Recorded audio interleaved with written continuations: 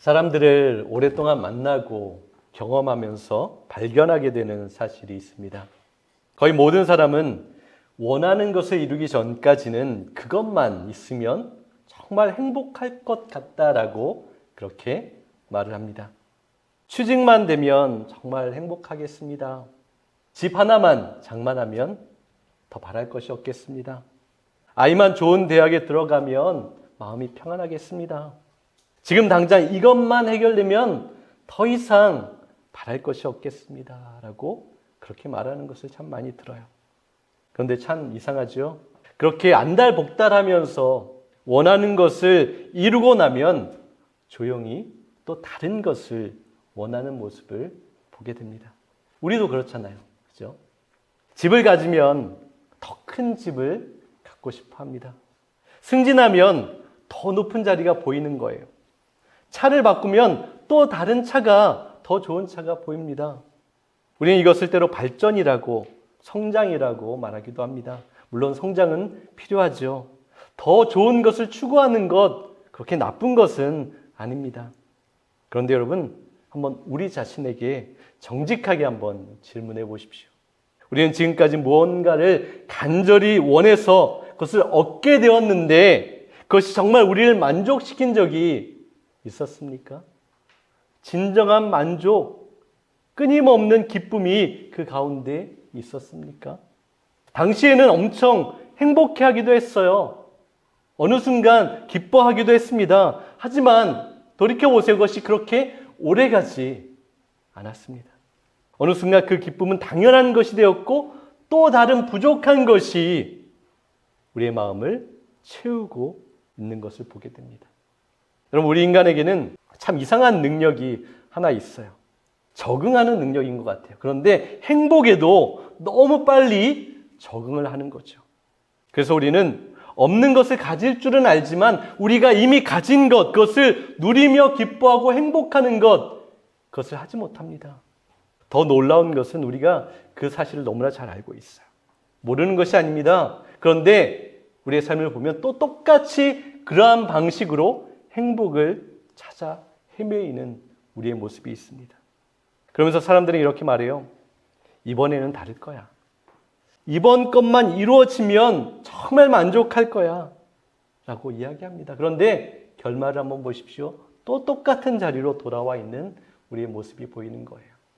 여러분, 오늘 우리는 한 가지 착각 속에 살고 있는지도 모르겠습니다. 우리는 내가 원하는 것을 얻지 못하는 것이 가장 큰 불행이라고 쉽게 생각합니다. 그래서 하나님께도 끊임없이 요구하죠. 하나님, 이것만 주십시오.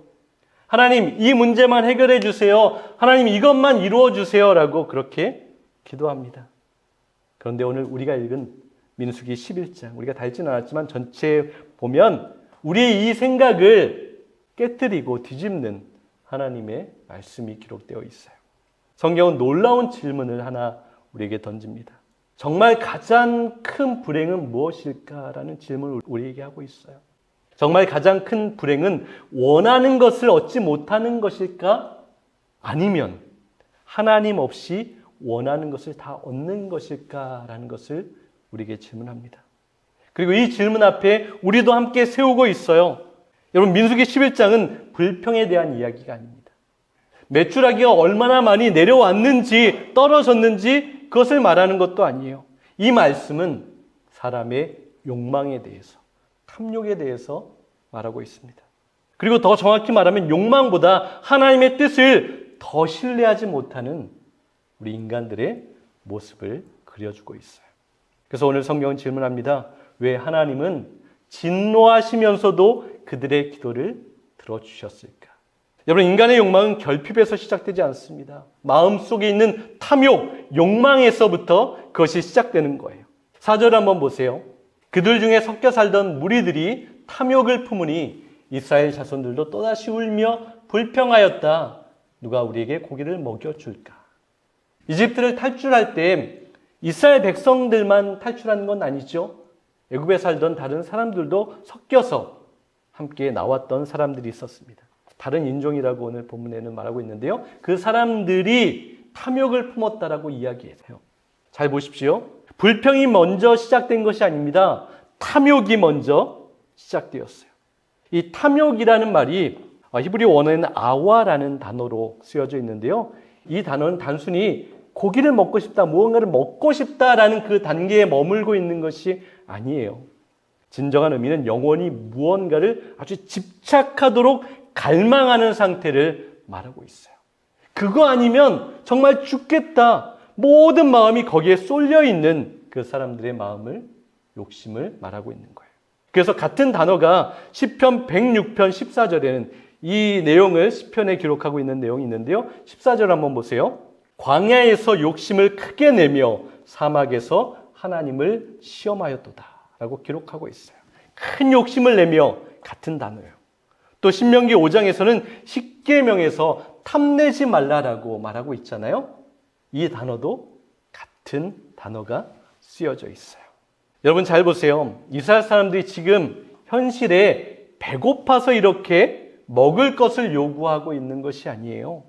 8절을 보면 만나는 하나님께서 계속해서 매일 충분하게 내려주고 계셨습니다. 먹을 것이 있었어요. 굶고 있는 사람이 없습니다. 그런데도 성경은 그들이 탐욕을 품었다라고 말하고 있어요. 여러분 이게 인간, 우리의 모습이죠. 사람은 없는 것 때문에 불행한 것이 아니라 있는 것이 더 이상 만족을 주지 못할 때 불행하다고 생각합니다. 여기서 우리는 착각을 합니다. 우리는 부족하면 불평한다고 생각합니다. 아닙니다. 사람은 익숙해지면 불평을 하기 시작하는 거예요. 그럼 처음 직장에 들어갔을 때를 한번 생각해 보세요. 직장에 들어가고 싶어 해서 들어가게 되었어요. 그리고 첫 월급을 받게 되었습니다. 그때 얼마나 감사했었을까요? 그렇죠? 그런데 몇 년이 지나면 그 월급이 당연한 것이라고 생각이 되는 거예요. 결혼도 그래요. 자녀도 그렇습니다. 건강도 그렇습니다. 교회도 그래요.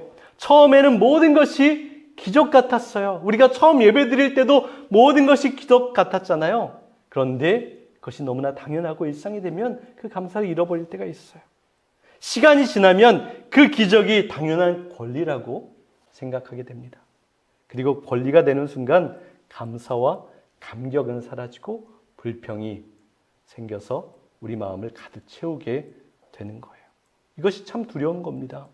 이것이 에덴 동산에서 일어났던 동일한 사건이에요. 창세기 2장에서 보았죠. 하나님께서 동산의 모든 나무를 아담과 하와에게 주셨습니다. 허락하셨어요. 그런데 사탄은 그 허락된 수많은 그 나무의 그루를 보게 하지 않고 한 그루, 한 나무만 그들의 시선을 이끌어와서 보게 만들었어요. 그렇죠? 왜 저것은 안 되지? 라고 그렇게 유혹했잖아요. 아담과 하와의 눈에는 그 나무만 보였습니다. 여러분, 사탄은 언제나 없는 것만 확대해서 보여줍니다. 그래서 사람은 99개의 은혜를 누리고 있어요. 그런데 한 개의 결핍이 있으면 그것에만 집중하고 그것이 가장 크게 보이게 됩니다. 그것이 죄의 시작이었어요. 바울은 이렇게 고백하지요. 디모데전서 6장 6절을 보세요. 자족하는 마음이 있으면 경건은 큰 유익이 되느니라 라고 바울이 이야기합니다. 우리는 돈이 많으면 유익하다라고 생각합니다. 능력이 많으면 유익하다라고 생각해요. 그런데 바울이 지금 고백하는 것은 무엇입니까? 그 어떤 것도 말하고 있지 않아요. 지금 만족하는 것, 내가 하나님께서 주셔서 누리고 있는 것, 그것에 행복하고 감사하는 것, 그것이 진정 신앙에 유익한 것이다 라고 말하고 있습니다. 왜 그렇습니까? 이 자족이라는 것은 가진 것이 많아서 생기는 것이 아니에요. 하나님이 충분하다는 것을 아는 사람만이 깨달을 수 있는 은혜인 거예요. 우린 그것을 누리고 있습니까? 여기서 한번 우리 자신을 조용히 한번 돌아보십시오. 우리는 하나님께 기도 많이 하잖아요. 그런데 감사의 기도를 더 많이 합니까? 아니면 요청하는 기도를 더 많이 합니까? 우리의 기도의 대부분은 구하는 것, 요청하는 것들로 채워져 있을 거예요. 물론 구하는 것도 잘못된 것은 아닙니다. 주님께서도 우리에게 구하라고 말씀하셨어요. 그런데 문제는 구하는 것이 아니라 구하기만 하는 것을 멈추지 않고 만족하고 감사하지 않는 것, 그것이 문제라고 우리에게 말씀하시는 거예요. 그래서 민수기 11장은 매출하기의 이야기가 아닙니다. 우리 마음에 대한 이야기인 거예요. 우리 마음 가운데 있는 탐욕과 욕망에 대한 거예요. 만나가 문제가 아니었습니다. 그들의 입맛이 문제가 아니었어요. 하나님보다 다른 것을 더 갈망하고 이것이 없으면 죽겠다라고 하는 그 생각이 문제가 된 거예요. 그리고 바로 그 순간 불평은 입에서 시작된 것이 아니라 그 마음에서부터 시작되었고 그들을 무너뜨리기 시작했습니다. 여러분, 그런데 놀라운 것은 하나님께서는 이들의 탐욕을 꾸짖으시기 전에 의외의 것을 행하십니다. 그들이 원하는 것을 하나님께서 그대로 주셨어요. 그렇죠? 그들이 메추라기를 달라고 했는데 하나님께서 메추라기를 주셨어요. 이것이 민수기서 11장의 가장 충격적인 모습인 것 같아요. 반전인 것 같습니다. 우리는 하나님께서 그것을 막으실 거라고 생각했어요. 그런데 하나님은 그들의 탐심대로 그대로 그것을 허락하셨어요. 왜 그러셨을까요? 하나님은 왜 진노하시면서도 그들이 원하는 메추라기를 그대로 주셨을까요? 여러분, 하나님은 때로 우리의 기도를 거절하심으로써 보호하시고 들어주심으로써 때로 심판하시는 것을 우리는 알아야 하는 거예요. 성경에 보면 그런 것들이 있습니다. 민수기 11장에서 이상한 것이 있어요. 이스라엘은 탐욕을 품었습니다. 불평했어요. 하나님은 시험했다라고 말합니다. 그러면 우리 생각에는 하나님께서 이렇게 말씀하시는 것이 맞는 것 같아요. 안 된다. 그것은 너희들에게 해롭다. 나는 주지 않겠다라고 하나님께서 말씀하셔야 할 것 같은데 하나님은 그들에게 그들이 원하는 메추라기를 주세요. 31절을 보세요. 바람이 여호와께서 나와 바다에서부터 메추라기를 몰아 진영 곁 이쪽 저쪽 곧 진영 사방으로 각기 하루길 되는 지면 위 2규빗쯤에 내리게 한지라. 이 장면 한번 상상해 보십시오. 어마어마하게 놀라운 장면이었어요. 메추라기가 조금 날라온 것이 아니었습니다. 사방이 메추라기였다라고 말하고 있어요. 그것이 또 하루길이나 이어졌다라고, 하루를 걸어가는 거리 동안 메추라기가 쏟아졌다라고 기록합니다. 2규빗, 대략 한 1m 정도, 한 요 정도 되는 높이로 그 하루길 가운데 메추라기가 다 쏟아진 거예요. 이스라엘 사람들은 아마 환호했을 겁니다. 그렇죠? 얼마나 놀라운 광경이었겠어요. 드디어 하나님이 우리의 기도를 들으셨다. 우리가 옳았다. 결국 하나님께서도 주시잖아. 라고 그렇게 그들은 좋아했을 거예요. 그런데 바로 그 다음 구절에 나오는 것이 정말 두려운 말씀들이 나오고 있습니다. 먼저 32절을 보세요. 백성들이 일어나 바로 그날 온종일 그리고 밤새도록 그리고 그 이튿날도 온종일 메추라기를 모았는데 적게 모은 사람도 10호멜은 모았다. 적게 모은 사람도 10호멜을 모았다고 하는데요. 이 호멜이라는 단어가 어떤 거냐면 당나귀가 한 번에 실을 수 있는 양을 한 호멜이라고 말합니다. 당나귀가 굉장히 많은 것을 실잖아요. 그러니까 당나귀가 버틸 수 있는 양을 가득 채운 것을 한 호멜이에요. 그런데 적게 모은 사람도 10호멜을 모았다라고 말하고 있어요. 엄청난 양이죠. 한 사람이 감당하고 먹을 수 있는 양이 아니에요. 여기서 중요한 것은 그 양을 말하는 것이 아닙니다. 먹을 만큼만 거둔 것이 아니라 더 많이 끝없이 욕심으로 모았다라는 것을 말하고 있는 거예요. 성경은 그들이 배고픔이 아니라 절제되지 않는 욕망을 진하게 드러내놓고 있습니다. 그리고 33절을 보세요. 고기가 아직 그들의 이 사이에서 씹히기도 전에 여호와께서 백성에게 크게 진노하셨다. 여호와께서는 백성을 극심한 재앙으로 치셨다. 여러분, 고기가 입에 들어간 것이 문제가 아닙니다. 마음이 이미 하나님께로부터 떠난 것이 문제였어요. 하나님에 대한 감사를 잃어버리고 원망과 불평만, 욕망만 남아있는 그것이 문제였습니다. 여러분, 우리는 하나님께서 응답하시면 축복이라고 생각합니다. 그런데 성경은 그 공식을 깨트리고 있어요. 응답이 항상 축복이 아니라는 거죠. 시편을 기록한 사람이 민수기 11장을 한 문장으로 이렇게 해석하고 있습니다. 시편 106편 15절을 보세요. 여호와께서 그들이 구하는 것은 주셨을지라도 그들의 영혼은 파리하게 하셨도다. 이 말씀이 참 두려운 말씀입니다. 잘 보세요. 하나님은 건강을 빼앗으셨다고 하지 않으십니다. 재산을 빼앗으셨다고 하지 않아요. 그들의 영혼이 파리해졌다, 메말라졌다, 쇠약해졌다라고 말씀하고 있어요. 여러분, 영혼이 메마른 사람들의 특징이 무엇일까요? 어떠한 모습이 그들에게 나타날까요? 더 많이 갖춰도 그 사람들에겐 감사가 없습니다. 더 많이 이루어도 그 마음엔 평안이 없어요. 더 많이 먹어도 배부르지 않습니다. 그래서 더 많이 하루 종일 그것을 내가 감당하고 내가 사용하지 못할 정도로 계속해서 가지려고 하는 거예요. 왜 그렇습니까? 문제는 입이 아니라 바로 영혼이기 때문에 그래요. 이 모습을 보면서 이런 생각이 들었습니다. 사람은 가난해서 망하는 것이 아니라 채워졌는데도 만족함이 없는 것, 그것이 사람을 무너뜨리고 하나님께로부터 멀어지게 하는 거예요. 저는 목회를 하면서 이런 분들을 참 많이 만나보았습니다. 목사님, 지금은 조금 바쁩니다. 좀 더 안정되면, 좀 더 성공하면, 좀 더 잘 되면 그때 하나님 잘 섬겨보겠습니다. 라는 이야기를 참 많이 들었어요.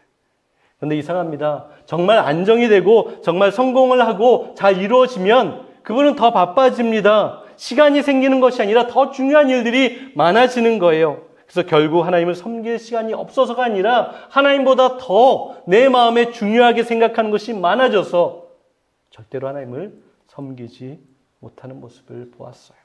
여러분, 하나님은 우리에게 성공을 주시는 분이십니다. 우리를 잘되게 하시는 분이신 거예요. 그러나 성공이 하나님을 대신하는 순간 그것은 더 이상 축복이 되지 않습니다. 이것이 민수기 11장에 나오는 사람들의 모습인 거예요. 그래서 하나님은 때때로 우리의 기도를 거절하심으로써 우리를 보호하십니다. 우리는 닫힌 문을 저주라고 생각합니다. 하나님께서 함께 하시지 않는다고 생각해요. 그런데 지나고 보면 그 닫힌 문이 우리에게 은혜였던 그것이 얼마나 많이 있었습니까? 바울도 그것을 경험했어요. 고린도후서 12장에서 바울은 3번이나 자신의 육체 가운데 있는 그 육체의 가시를 없애달라고 하나님 앞에 간절히 기도했습니다. 그런데 하나님은 어떻죠? 들어주지 않으셨어요. 대신 이렇게 말씀하셨습니다. 12장 9절을 보세요. 내 은혜가 너에게 족하다. 이는 내 능력이 약한 데서 온전하여 침이라 라고 말씀하셨습니다. 여러분, 바울은 기도가 거절되었지만 더 큰 은혜를 누리게 되었고 알게 되었습니다. 그런데 민수기 11장에 나오는 이스라엘은 기도가 응답되었지만 영혼이 파리해졌어요. 메말랐습니다. 주님께로부터 책망을 들을 수밖에 없었어요. 여기서 우리는 중요한 것을 봅니다. 하나님은 우리의 소원을 이루시는 분이기 전에 우리의 영혼을 지키시는 아버지가 되신다는 것을 우리는 알아야 합니다. 부모를 생각해 보세요. 5살도 안 되는 그 어린아이가 부엌에 와서 칼을 달라고 막 때를 씁니다. 울면서 바닥을 떼굴떼굴 구르고 때를 쓰고 악을 써요. 그래도 부모님 어떻게 합니까? 그 아이에게 칼을 줄 수 있어요? 칼을 주지 않아요. 아이는 부모가 자기를 사랑하지 않는다고 생각할지도 모르겠습니다. 그런데 부모는 아이를 위해서 그가 원하는 것을 주지 않는 거예요. 사랑하기 때문에 주지 않습니다. 그 영혼을 위해서, 그 육신을 위해서 주지 않는 거예요. 여러분, 진정 성숙한 신앙은 왜 안 주세요라고 여기에서 멈추는 것이 아니라 혹시 하나님이 나를 지키시고 계시는 것은 아닐까? 라는 한 단계 더 깊은 질문을 할 수 있는 거예요. 민수기 11장은 또 여기서 한 걸음 더 나아갑니다. 왜 하나님은 처음부터 그렇다면 메추라기를 주지 않으셨을까요? 결국에는 나중에 엄청 주셨을까요? 그 이유는 단순히 그들에게 고기를 먹이려는 것이 아니라 그들의 마음을 드러내기 위함이었다라고 말씀하고 있어요. 사람은 원하는 것을 얻기 전에는 자기의 욕망이 얼마나 큰지 제대로 알 수 없습니다. 그러나 원하는 것을 얻는 순간 내 마음의 주인이 무엇이었는지 그것을 알게 되는 거예요. 여러분, 이스라엘이 광야에서 잃은 것은 만나가 아니었습니다. 하나님으로 만족하는 그 마음, 그 감사를 잃어버린 거였어요. 그리고 저는 이것이 우리 시대, 우리에게 있는 가장 큰 영적인 위험이고 위기라고 생각합니다. 우리도 하나님을 부인하지 않아요. 간절히 예배하고 기도하기도 합니다. 그러나 마음속 깊은 곳에서 하나님께 이러한 조건을 붙일 때가 많아요. 하나님, 이것만 더해 주시면, 하나님 이것만 더해 주시고 이루어 주시면 내가 그렇게 예배하고 기뻐하고 감사하고 신앙생활 하겠습니다. 라는 그런 조건이 붙을 때가 참 많이 있어요. 그런데 여러분, 하나님은 오늘 우리에게 이렇게 말씀하십니다. 이렇게 물으세요. 정말 그것이 없어도, 네가 원하는 것이 이루어지지 않아도 나는 너에게 충분한 하나님이냐라고 그것을 묻고 계십니다. 여러분, 민수기 11장의 진짜 질문은 왜 메추라기를 주셨는가? 그것이 아니라 그들이 왜 만나로는 만족하지 못하였는가라는 것이 진정한 질문입니다. 11장을 보면 메추라기만 보이는 것 같아요. 그런데 먼저 만나를 다시 한번 설명하고 말씀하세요. 7절에서 8절을 보세요. 만나는 가시와 같고 모양은 진주와 같은 것이라 백성이 두루 다니며 그것을 거두어 맷돌에 갈기도 하며 절구에 찍기도 하고 가마에 삶기도 하여 과자를 만들었으니 그 맛이 기름 섞은 과자 맛 같았더라. 만나를 아주 자세하게 설명하고 있어요. 최고의 음식입니다. 하늘에서 내려온 양식이었어요. 사람이 만들고 키워낸 것이 아닙니다. 하나님께서 매일 새벽마다 직접 그 백성을 기억하시면서 내려주신 은혜였어요. 그런데 이스라엘 백성들이 뭐라고 이 만나에 대해서 이야기하고 있습니까? 6절 한번 보세요. 지금 우리는 먹을 것이 없어 죽는구나. 보기만 해도 지긋지긋한 이 만나밖에 없다니. 다른 번역에는 이렇게 강하게 표현하고 있어요. 그들이 먹을 것이 없어 죽을 지경인가요? 아니요. 매일 만나를 내려주고 있어요. 그 내려주시는 하나님의 은혜와 그 만나를 보기만 해도 지긋지긋하다. 이 만나밖에 없다. 여러분 참 슬픈 표현 아닙니까? 이 만나밖에는, 이 말은 만나가 부족해서 나온 말이 아닌 거예요. 매일 있으니까, 너무 당연하니까 감사하지 않게 된 거예요. 여러분 은혜에도 우리는 익숙해질 수 있습니다. 이것이 참 무서운 거예요. 우리는 기적이 없어서 문제가 아닙니다. 기적에 익숙해져 버린 것이 문제인 거예요. 이스라엘은 매일 아침 눈을 뜨면 하늘에서 내려온 만나가 쌓여 있는 것을 보았고 그 음식을 먹었습니다. 여러분 오늘날 이러한 일들이 일어난다면 각 방송사가 전 세계에서 취재하려고 아마 달려왔을 거예요. 그런데 정작 이스라엘은 이 큰 기적을 보면서도 그냥 일상으로 당연하게 여기기 시작한 거예요. 여러분 우리도 그렇지 않습니까? 우리의 모든 일상을 너무나 당연하게 생각해요. 아침에 우리가 눈을 뜨는 것 사실 여러분 잘 생각해 보세요. 큰 기적입니다. 숨을 쉬는 것도 기적이에요. 가족이 있는 것, 예배할 수 있는 것, 말씀을 자유롭게 읽을 수 있는 것, 하나님 앞에 날마다 이렇게 나올 수 있는 것 너무나 큰 은혜이고 기적인 거예요. 그런데 우리는 그 기적을 매일 경험하다 보니까, 누리다 보니까 기적이 아니라 평범한 일상, 지긋지긋한 지겨운 그러한 일상이 되었다라고 생각하기도 하는 거예요. 여러분 만나는 변하지 않았습니다. 변한 것은 이스라엘 사람들의 입맛이었어요. 하나님의 은혜는 변하지 않았습니다. 변한 것은 그 은혜를 바라보고 해석하는 사람들의 마음이 변한 거였어요. 민수기 11장을 전체를 읽어보면 너무나 마음이 무겁습니다. 탐욕이 있습니다. 그리고 하나님의 심판이 있어요. 재앙이 내려왔어요. 그리고 그 장소의 이름도 그브롯 핫다와라고 말하고 있어요. 탐욕의 무덤이라고 하나님께서 그것을 그렇게 부르셨습니다. 얼핏 보면 이 이야기는 그냥 실패하고 끝난 것 같은 그냥 절망과 어두운 이야기 같이만 보입니다. 그런데 여러분 민수기를 계속해서 읽어 나아가 보십시오. 하나님은 그럼에도 불구하고 이스라엘 사람들을 버리지 않으셨습니다. 그들은 매번 넘어집니다. 매번 불평하고 또 원망하고 불순종합니다. 그런데 그럼에도 불구하고 하나님의 그 구름기둥, 불기둥은 사라지지 않았어요. 만나도 계속해서 내려왔습니다. 왜 그렇습니까? 하나님께서는 그들의 행위를 통해서 그들이 잘하면 주시는 것이 아니라 그들이 못해도 그 언약을 깨어버려도 하나님은 하나님이 약속하셨기 때문에 신실함으로 그들에게 은혜를 계속해서 부어주셨어요. 신명기 8장에서 모세는 광야의 40년을 회고하면서 이렇게 고백합니다.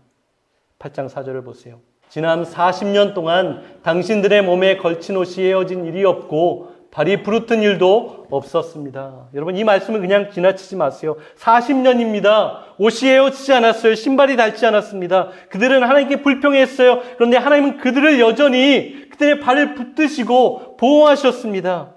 그들은 만나를 싫어했어요. 지긋지긋하다. 그런데 하나님은 다음 날에도 또 만나를 내려주셨어요. 그럼 부모의 사랑이 하나님의 사랑을 다 담지는 못하지만 참 비슷한 모습을 보여줍니다.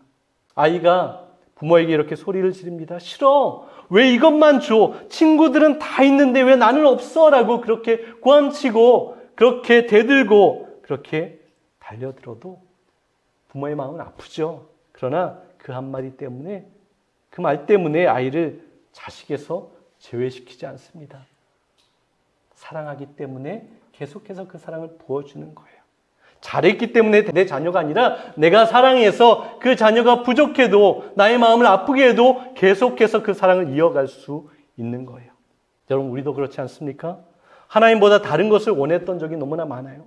응답이 없다고 섭섭했습니다. 기도에 아무런 대답이 없다고 늦어진다고 하나님을 오해했어요. 예배는 드렸지만 우리의 마음은 다른 곳에 있을 때가 더 많았습니다.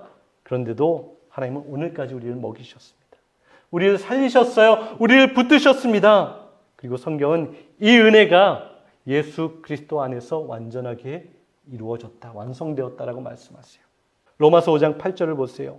우리가 아직 죄인 되었을 때에 그리스도께서 우리를 위하여 죽으심으로 하나님께서 우리에 대한 자기의 사랑을 확증하셨느니라. 잘 보세요. 우리가 회개를 다 끝냈을 때가 아닙니다. 믿음이 완벽했을 때도 아니에요. 우리가 아직 죄인 되었을 때에 바로 이것이 하나님의 놀라운 사랑입니다. 바로 자기 아들을 독생자를 주셨다라고 말하고 있어요. 요한복음 3장 16절입니다. 하나님이 세상을 이처럼 사랑하사 독생자를 주셨으니. 여러분, 우리는 늘 무엇인가를 달라고 그렇게 하나님 앞에 요청합니다. 그러나 하나님은 가장 귀한 것을, 가장 소중한 것을 우리에게 주신 거예요. 모든 것을 다 주셨습니다. 자기 자신을 주신 거예요. 하나님은 단지 우리가 원하는 것을 주시는 분이 아니라 우리에게 진정 가장 필요한 것을 끝까지 포기하지 않고 끊임없이 주시는 분이라고 우리에게 오늘 말씀을 통해서 알려주시는 거예요. 사랑하는 여러분, 오늘 말씀을 묵상하면서 제 마음에 가장 오랫동안 남는 장면이 하나 있습니다. 이스라엘은 광야에서 메추라기를 먹었던 날보다 아무 일도 없었던 것 같은 다음날 아침을 사실 더 놀라워하고 감사하고 감격해야 했습니다. 왜냐하면 어제 그들이 그렇게 원망했는데 하나님은 그 다음날 또다시 만나를 내려주셨어요. 어제 하나님을 그렇게 시험했는데도 오늘도 하나님은 하늘을 열어주셨습니다. 어제 은혜를 하찮게 여겼는데 하나님은 그 은혜를 거두지 않으신 거예요. 심판보다 은혜가 하루 더 길었던 거예요. 우리에게 하나님은 날마다 그렇게 행하십니다. 우리도 그렇습니다. 하나님보다 다른 것을 더 사랑했던 날이 많아요. 기도가 응답되지 않은 날 그렇게 하나님을 원망했습니다. 예배를 습관처럼 드렸어요. 그런데도 하나님은 오늘 아침에도 우리를 깨워주셨고 우리에게 은혜를 베풀어 주셨고 이 시간 이 자리에 와서 예배할 수 있게 해주신 거예요. 우리가 지금까지 살아온 것은 우리가 남보다 선해서 무엇인가 잘해서 그런 것이 아니라 하나님이 신실하시고 하나님의 약속이 우리 가운데 영원하기 때문에 우리가 이 자리에 있는 거예요. 그리고 그 만나의 완성이 바로 예수 그리스도입니다. 우리가 수없이 넘어져도 수없이 실망시켜드려도 하나님은 자기 아들을 거두지 않으셨어요. 그러므로 이번 한 주 이미 우리에게 오신 예수 그리스도를 다시 한번 바라보십시오. 그분을 다시 한번 맛보십시오. 우리에게 주어진 그 일상이 얼마나 맛있고 귀하고 감사한 것인지를 다시 회복할 수 있기를 원합니다. 그러면 광야는 더 이상 두려운 것이 아니라 하나님이 함께 하시는 은혜의 자리가 되는 거예요. 그 은혜를 날마다 누리며 감사하는 저와 여러분 될 수 있기를 간절히 소망합니다.